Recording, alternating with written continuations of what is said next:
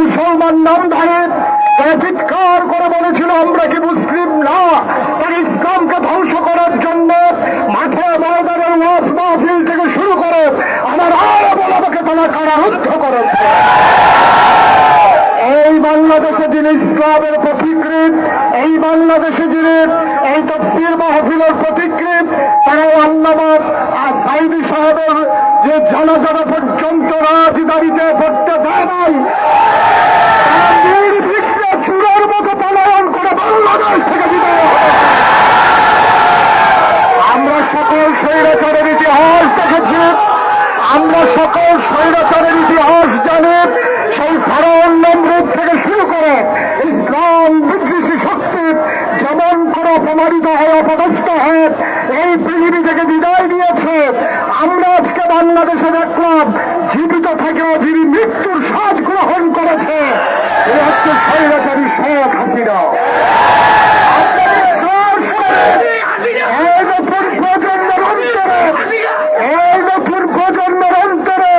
ইসলামী বিদ্বেষী দল তার প্রতি যে ঘৃণা তৈরি হয়েছে, সামনের দিকে 50 বছর এই দলের নাম নেওয়ার মতো লোক।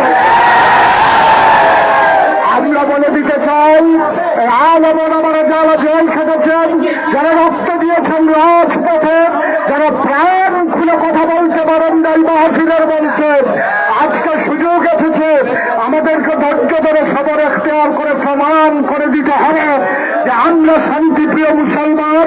আমরা এই দেশে শুধু বিজয় আনলেই হবে না, বিজয়ের সকল সুফল আমাদের ধরে রাখা আমাদের নৈতিক দায়িত্ব। ইনশাআল্লাহ জামায়াত ইসলামী বাংলাদেশ, বাংলাদেশ মাজলিসুল মুফাসসিরিন, ওলামায়ে কেরামদের একক বৃহত্তর সংগঠন এবং ছাত্রদের প্রাণের লালিত সংগঠন ইসলামী ছাত্র শিবির, আমি বিশ্বাস করি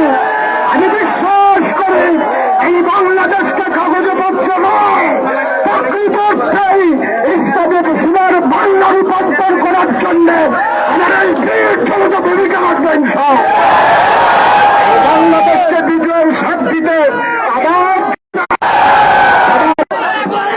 বক্তব্য রাখবেন স্বৈরাচার বিরোধী আন্দোলনের অন্যতম নেতা জনাব মাহবুবুর রহমান, বাংলাদেশ ইসলামিক ছাত্র শিবিরের সাবেক সহসভাপতি জনাব মাহবুবুর রহমান।